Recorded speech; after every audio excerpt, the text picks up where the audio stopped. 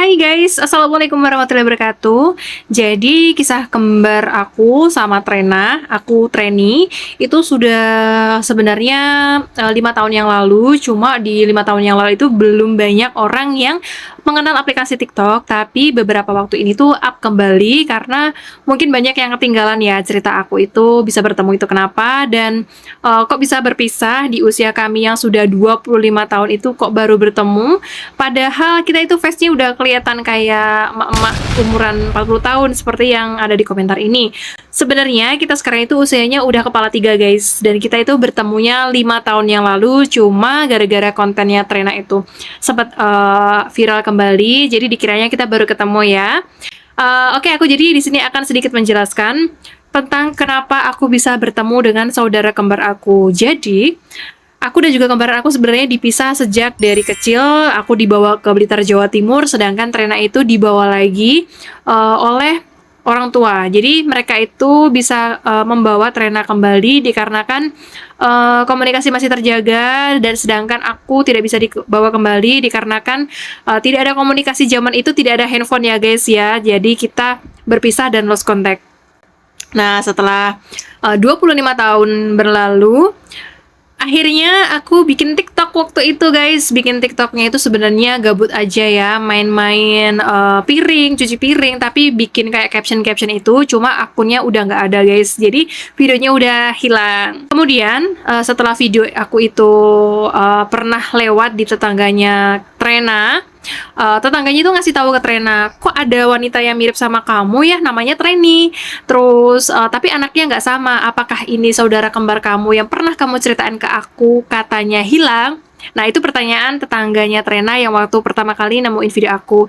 Dan dijawab sama Trena, iya ini mirip sama aku banget. Ini kayaknya adik kembar aku yang sempat hilang 25 tahun yang lalu. Setelah itu banyak saudara-saudara yang ngehubungin aku. Aku pikir itu penipuan guys. Kenapa aku bilang penipuan? Karena zaman dulu itu banyak banget orang yang ngaku-ngaku mirip, ngaku-ngaku saudara, sedangkan nggak tahu sama sekali tentang keluarga kita. Terus banyak yang katanya saudara, terus nanti minta uang, kayak gitu kan. Yang aku takutkan seperti itu. Dan aku nggak langsung percaya sama Trena karena itu tadi, satu, penipuan. Yang kedua, aku tuh taunya di sini adalah anak tunggal, anak perempuan satu-satunya.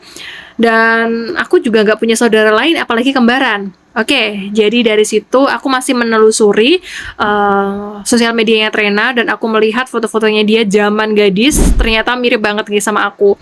Waktu itu berat badan kita itu kayaknya sama ya, berat badan kita sama, jadi mulai dari penampilan sama, potongan rambut juga sama, gayanya kita juga sama, jadi bisa dibilang oke, mirip lah ini sama aku. Jadi aku sedikit percaya. Setelah itu menanyakan siapa orang tua asuh aku dan juga aku tinggal di mana, terus tanda-tanda lahir aku itu ada apa aja. Contohnya, aku punya tanda lahir di sini guys. Ini ada tai lalat dan ada satu lagi di telinga dan juga ada di tangan. Mereka tahu di mana letak tanda lahir aku. Oh, berarti benar tanpa aku harus ngasih tahu mereka. Mereka aku kasih pertanyaan di mana tanda lahir aku, ternyata dijawab dengan betul. Oke, aku percaya kalau mereka adalah saudara kembar aku. Setelah aku memutuskan untuk bertanya ke orang tua angkat, waktu itu dijawab dengan benar kalau memang aku sebenarnya adalah anak angkat, dan akhirnya aku diajak untuk bertemu dengan saudara kandung aku dan juga orang tua kandung di Tasikmalaya.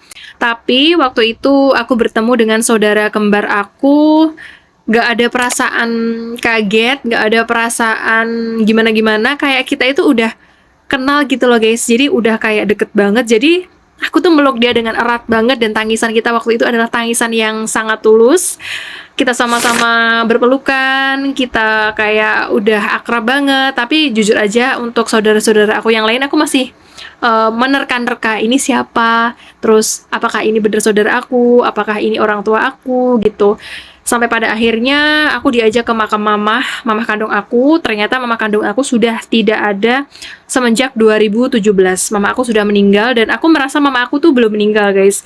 Aku merasa mama aku memang udah nggak ada, tapi dia kayak lagi kerja di luar kota. Itu yang aku rasakan. Beda lagi dengan kembaran aku yang sudah bersama-sama dari kecil dengan mama, merasakan gimana rasanya kehilangan, sedangkan aku belum bisa merasakan hal itu karena memang aku dari kecil belum tahu mama aku seperti apa. Terus akhirnya ya udah, aku sampai sekarang menganggap mama aku masih ada. Dan pertemuan kita pertama kali itu adalah di Tasikmalaya, yaitu di tempatnya Bapak. Dan disitulah kita akhirnya memulai kehidupan baru, kita masak bareng, kita belanja ke pasar bareng. Dan aku baru menemukan siapa keluarga aku yang aslinya, seperti itu.